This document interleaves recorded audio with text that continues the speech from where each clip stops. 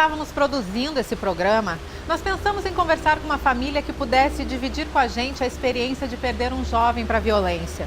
O que não seria difícil de encontrar. Afinal, mais de 80 famílias recebem essa notícia por dia no Brasil.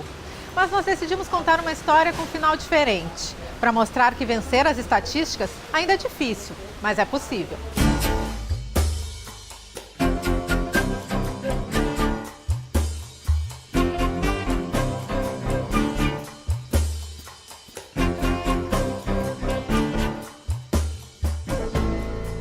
E a gente passou esses 5 anos assim, sabe, planejando, fazendo metas para que a gente pudesse sair.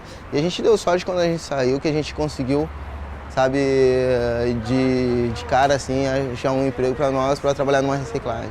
Eu sempre falo, eu nunca fui de trabalhar assim, sabe, meu trabalho sempre foram coisas leves, nunca me sujava, sabe, e ali fazia coisinhas bem tranquilas, assim.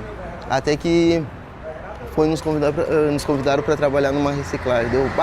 No primeiro momento eu fiquei pensando em 1000 desculpas para dizer não, assim, sabe? Para não vir, não quero trabalhar.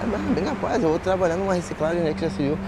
Só que daí, ao mesmo tempo que eu tive esse pensamento, me vieram outros pensamentos na cabeça. Me vieram todo esse tempo que eu fiquei preso, todas as coisas que eu pensei, sabe? O quanto eu sonhei com o dia que eu pudesse sair, pudesse ter um emprego, da ajuda que eu queria dar para minha mãe, sabe? E as pessoas também que eu queria ajudar, assim, sabe? Eu sempre pensei, eu quero sair daqui, eu quero mostrar que é capaz, que dá pra gente mudar isso aí, que aquela frase que diga bandido bom é bandido morto, não existe, sabe? Não existe, sabe? Então eu pensei nisso tudo.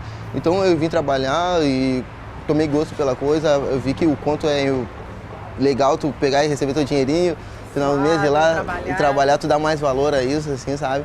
E o meu irmão veio também, a gente conversando, a gente tem que abrir o nosso próprio negócio. Falei pro meus patrão, cara, eu quero abrir o meu próprio negócio e meu irmão, a gente quer começar a trabalhar, então, vocês querem trabalhar, então colocou a gente para reciclar mesmo, separar o material, separar o lixo, todo aquele material. E nós suamos, puxamos, daqui a pouco ele nos colocou para trabalhar dentro da Ceasa, para recolher todo aquele material de reciclado dentro da Ceasa. A gente puxando carrinhos com sol, com chuva, tudo isso. E a gente tomou gosto pela coisa, hoje a gente vão fazer 5 anos que a gente tem o nosso próprio negócio, assim, sabe?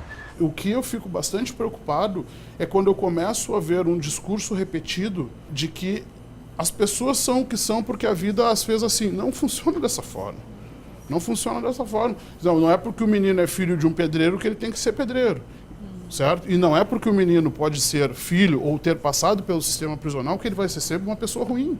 E aí a gente tem que pensar, as condições que o levaram a essa situação não são pensadas anteriormente. Então, é muito fácil acusar. Esse processo que a gente tem que pensar de uma maneira mais refletida, mais detida, né? Construir uma sociedade a partir de parâmetros de igualdade racial significa nós conseguirmos nos enxergar.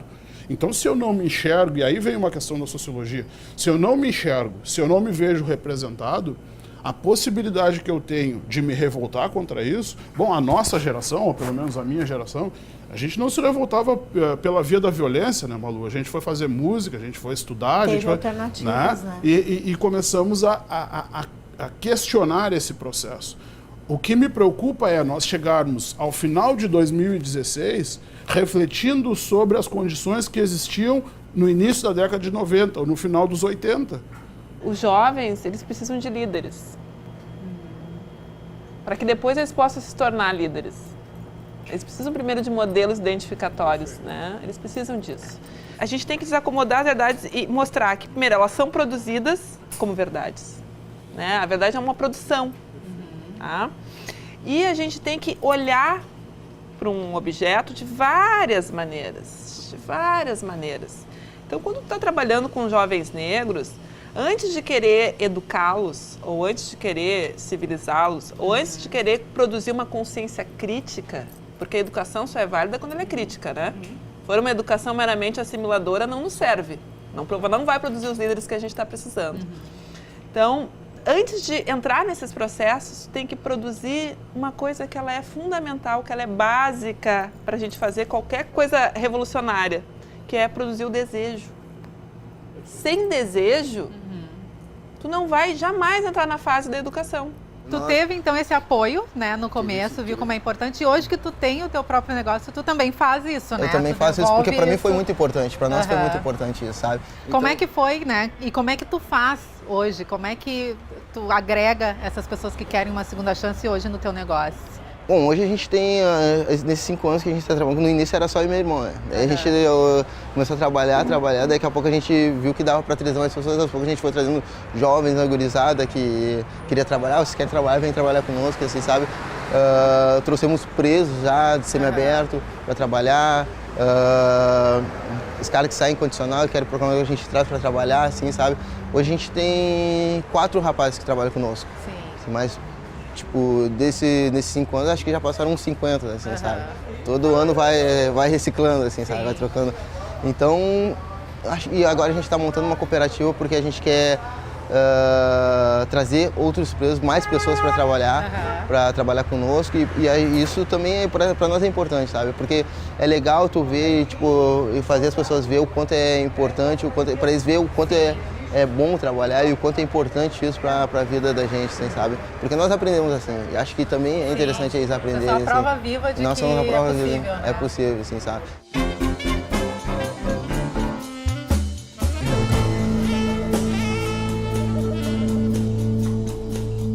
E como é que é pra ti saber que, de repente, se fosse para seguir as estatísticas, tu nem estaria aqui, né? Como é que é esse sentimento, assim, de não só de ter vencido trabalhando e tal, mas de estar vivo mesmo? Porque os números demonstram, né, que a possibilidade, na verdade, de tu ter entrado para as estatísticas e ter morrido lá com 18, 20 anos eram muito maiores do que tu tá aqui hoje me contando do teu negócio, né? Como é que é isso? Bom, para mim, eu me sinto vitorioso, né? Porque eu olho para trás, eu vejo amigos meus que entraram para a vida do crime, mais ou menos com a mesma idade que eu, sabe? Amigos meus que viveram do crime ou vivem do crime hoje. Então, os que não estão mortos estão dentro da cadeia.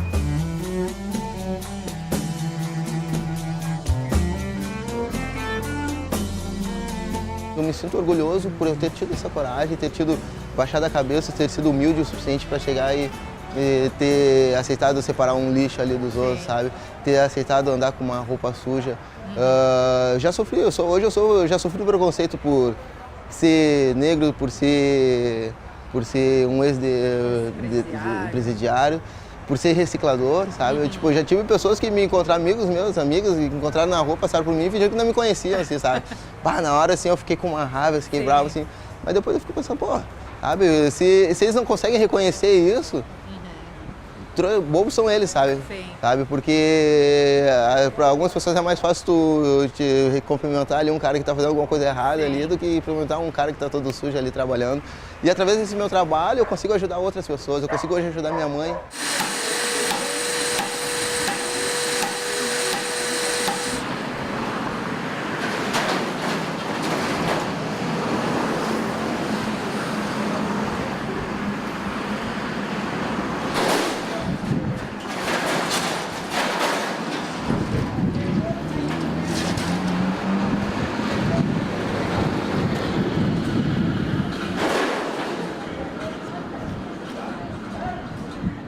E eu prometi pra mim mesmo que eu não queria voltar, sabe? E quando eu voltasse lá pra dentro, seria pra falar que eu consegui, pra dizer pros caras, eu consegui, vocês podem conseguir também, sabe? Pra servir de exemplo. Exatamente, sabe? E minha mãe foi uma grande motivadora disso, sabe? A batalha dela, a luta dela, sabe? Por ela nunca ter desistido de nós, nunca ter dito, não quero mais, não vou mais, assim, sabe? E então, de segunda a sexta ela trabalhava e final de semana ela estava lá sempre nos ajudando, sempre nos apoiando, de uma maneira ou de outra, assim, sabe? Nem que fosse só pela companhia dela, assim, sabe, de estar lá, pelo fato dela estar lá, aquilo ali já mexia muito comigo, assim, porque eu ficava a semana toda naquela expectativa ali. Eu falei pra mim, não quero sair mais de perto dessa mulher, sabe, eu quero sempre poder ajudar ela, assim, sabe. E eu pensei muito em mim, sabe, não só nos outros, mas pensei muito em mim, sabe, porque não adianta às vezes tu vê aí, pessoas, tem a família, tem uma oportunidade de emprego, tem tudo isso, só que daqui a pouco tu não sabe aproveitar, sabe? Sim. Eu tive minha mãe, tive amigos, tive minha família, todas as pessoas à minha volta, as próprias psicólogas, e eu quis aproveitar isso, sabe? Tem pessoas que não conseguem aproveitar isso, assim, e eu quis abraçar isso, abraçar essa força que eles me deram, sabe? Deram pra mim, deram pro meu irmão também, e aproveitar isso da melhor maneira possível, sabe? Então, tipo, todos esses anos, que eu falei, todos esses anos eu passei lá dentro, eu passei me preparando para que quando eu saísse aqui na rua, para que eu tivesse força, coragem, para vencer todos os obstáculos, as tentações também. Porque quando eu saí, tipo, foi me oferecido rios e mundos, assim, para viver no meio do crime, sabe? E essas mesmas coisas que me ofereceram, eu vi amigos meus morrerem por causa disso, sabe?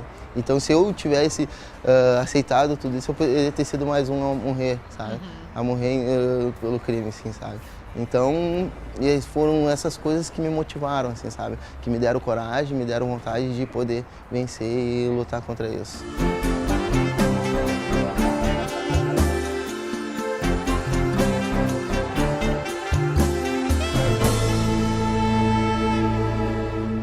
No próximo bloco, um projeto que trabalha para reverter as estatísticas negativas na periferia de Porto Alegre e mudanças significativas que já podemos perceber em nossa sociedade. E o que está sendo feito já, trazendo resultados, né? Todos aqui, o professor citou e eu acho que a gente concorda que realmente ainda o resultado ainda é mínimo perto do que poderia, né? Já está acontecendo, considerando que já se tem estudos há tantos anos, com dados, com tudo. Mas o que está sendo feito com essa galera que chega na cadeia, que está lá na periferia e que já está trazendo um resultado aí, mostrando que tem sim um caminho que pode ser seguido e que dê um resultado positivo?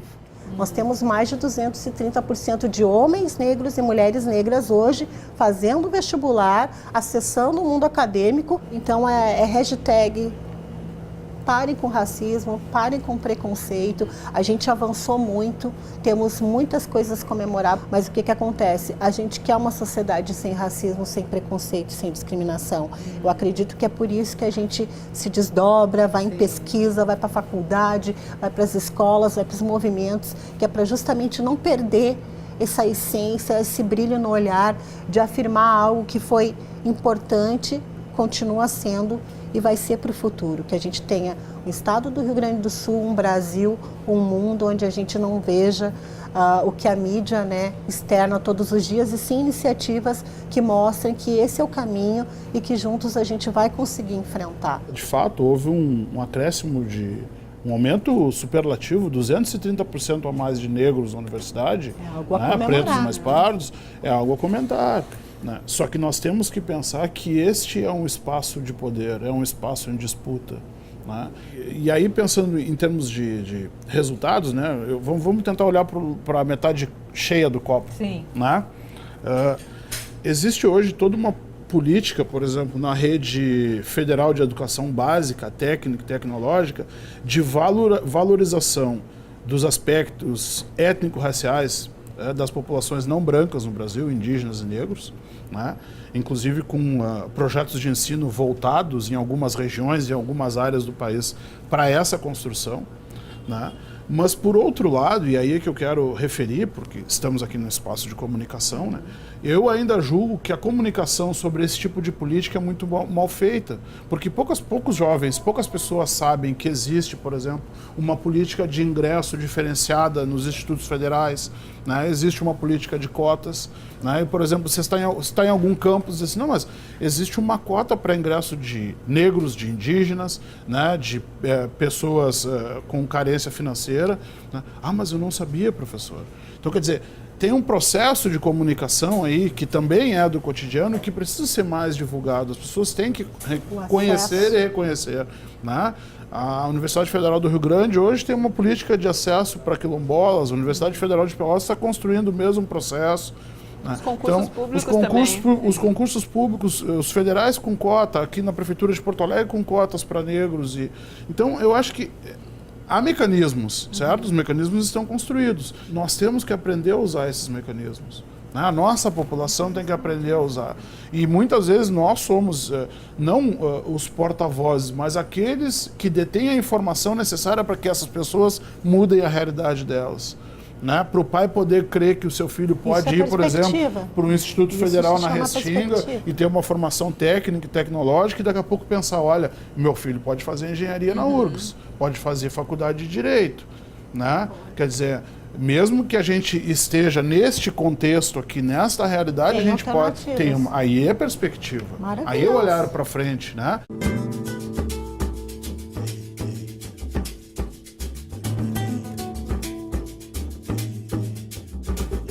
A gente está aqui no bairro Restinga, no extremo sul de Porto Alegre, que é um território que conhece bem essa realidade do genocídio da juventude negra. E aqui no Instituto Federal do Rio Grande do Sul acontece o projeto Dialogando com Saberes da Restinga, que a gente vai conhecer melhor agora com a Milena. Milena, o que é esse projeto? Esse projeto nasce de uma caminhada do Núcleo de Estudos Afro-Indígenas aqui da Restinga, de um contato com a comunidade, né, de vários projetos de extensão, pesquisa. E a ideia é a gente conseguir sistematizar, né, os saberes, os conhecimentos, as epistemologias que circulam pelo bairro. E a gente conseguir traduzir isso para dentro da escola, que os estudantes consigam entrar em contato com esses conhecimentos. E a gente conseguir tratar esses saberes como saberes possíveis de serem trabalhados, inclusive em sala de aula, né, dentro dos currículos. Isso tem uma incidência muito forte para os jovens, né, aqui na Restinga, né, para conseguir se enxergar nas suas histórias, enxergar na sua própria experiência de vida.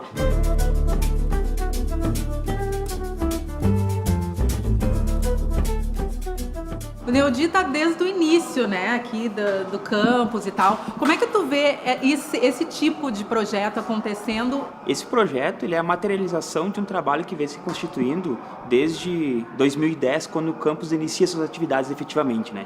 Então hoje nós temos aqui aproximadamente 800 estudantes e começou com mais ou menos 200 estudantes. E aí é importante colocar, né, que é num território de periferia, né, afastado da região central, que tem todo um processo histórico de formação, de exclusão da população que vem aqui que é colocada, e uma população majoritariamente negra, né, e que ela tem, então, no seu processo todo histórico de formação, a negação de direitos. E um desses direitos é o acesso à educação. E aí, então, dentro desse processo, essa instituição, que são os institutos federais, eles vêm se localizar em territórios, até então, onde que essa educação pública, ela não chegava. Então, nesse processo, quando nós chegamos aqui, preocupados também para não estabelecer um processo de colonização desse território, e sim muito mais é poder valorizar todos os saberes já existentes aqui e que são negados pela cidade. Então a gente começa a trabalhar muito, a aproximar com a comunidade, que foi ela que demandou essa instituição. Acho que essa é uma questão importante de colocar, que essa instituição só vem aqui através de uma luta que a comunidade fez e foi inclusive até Brasília para reivindicar esse espaço aqui. Acho que isso é importante, que é a essência da instituição. Então dentro disso a gente vem trabalhando essa perspectiva de poder, justamente de fortalecer e de dar espaço para os saberes locais que existem aqui, né? Desmistificando todo um ideário imaginário que existe na população de Porto Alegre, ou mesmo do estado, sobre a Restinga, sobre os jovens da Restinga, e mais especificamente sobre os jovens negros da Restinga.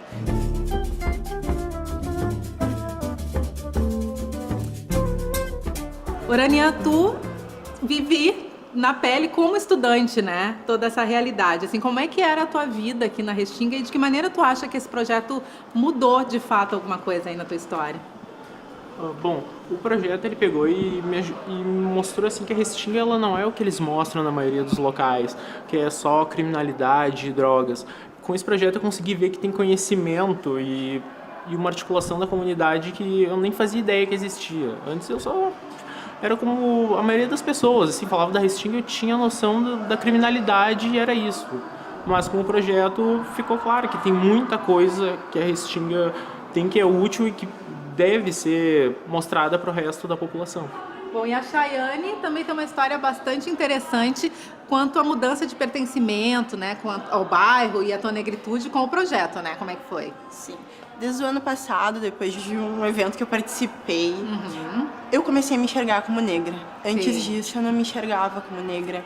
Eu nem sabia que racismo existia mesmo. Aí, desde aquele evento, eu me inseri no núcleo.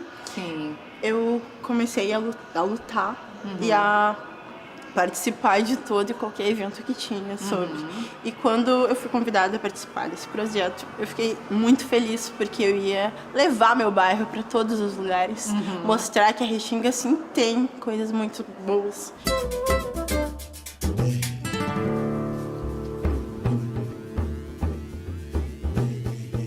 E a Leila também é uma personificação disso tudo que a gente está falando, né, Leila? Tu foi uma das pessoas responsáveis por trazer o Instituto para cá, moradora da Restinga. Como é que foi esse início e como é que está sendo essa caminhada aqui no bairro? Na realidade, é uma construção coletiva, né? Então, nós entendíamos que era muito precário o ensino, as escolas de ensino médio que eram muito poucas, a dificuldade dos adolescentes de se deslocarem para as escolas fora da Restinga e que, pela necessidade também da situação financeira das pessoas, seria importante que os alunos pudessem ter uma formação, pudessem gerar renda e de ter um equipamento dentro da região, né? O que, enfim, facilita, claro, né? Propicia que as pessoas cursem. E como é que está sendo, assim? Tu consegue perceber que essa vitória realmente está mudando o andamento aqui da comunidade, do bairro? O pessoal aderiu bastante, né? Hoje aqui tem muitos alunos e tal. Como é que é isso? Com certeza, a instituição é uma instituição aberta. Por exemplo, agora está acontecendo uma mostra científica que é aberta para a comunidade, é aberta para as demais comunidades aqui do entorno.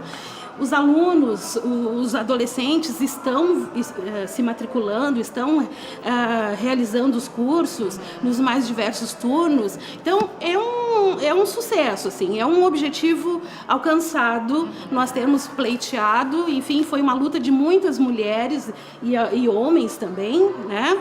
De pessoas que bateram o pé e disseram que aqui a gente necessita, foram em Brasília, fizeram tudo o que era necessário para que as pessoas se conscientizassem de que aqui realmente havia necessidade de ter um Instituto Federal.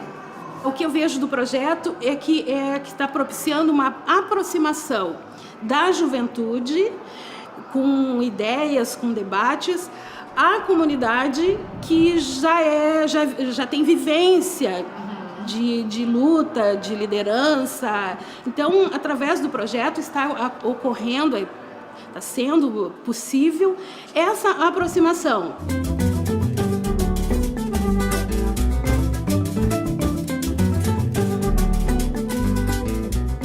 A questão toda é, quando nós damos o passo institucional de conhecer os processos a partir da escrita, né, ou do domínio do raciocínio lógico, isso começa a disputar espaços com aqueles que sempre se aproveitaram desses espaços, certo? Com as benesses do Estado. A gente tem que lembrar, e eu quero chamar a atenção aqui para os jovens negros que vão nos assistir, para a população em geral, que existe uma parcela da população brasileira que até bem pouco tempo atrás se beneficiava dos recursos que o Estado oferecia. Por isso, esse tipo de política de promoção da igualdade racial é questionado a todo momento, porque isso instalou um espaço de disputa dentro do Estado, né? E por instalar um processo de disputa e um espaço de questionamento do poder público, é que a todo momento nós somos provocados a dar respostas como essa que nós estamos dando aqui, né? De informar os motivos pelos quais os jovens negros ainda são as principais vítimas da violência. E aí, só para fechar minha fala neste momento, Fernando, pensando no termo genocídio, por mais que ele seja sociologicamente questionado do ponto de vista do uso do termo genocídio como extermínio de uma população em si, ele tem um apelo simbólico. Sim. Que é demonstrar o quanto a juventude negra está exposta em um país que está clivado, hierarquizado pela raça. Isso para mim é evidente. Sabe? Isso para mim é evidente. Porque senão a gente também diz assim, não, mas não pode usar o termo. Mas não pode usar o termo. E qual é o termo que nós vamos usar como adjetivo para definir que a cada 10 jovens mortos, 6 ou 7 são negros, dependendo da região do país? Que eles não têm expectativas de vida da mesma forma que os jovens brancos na sua mesma faixa etária.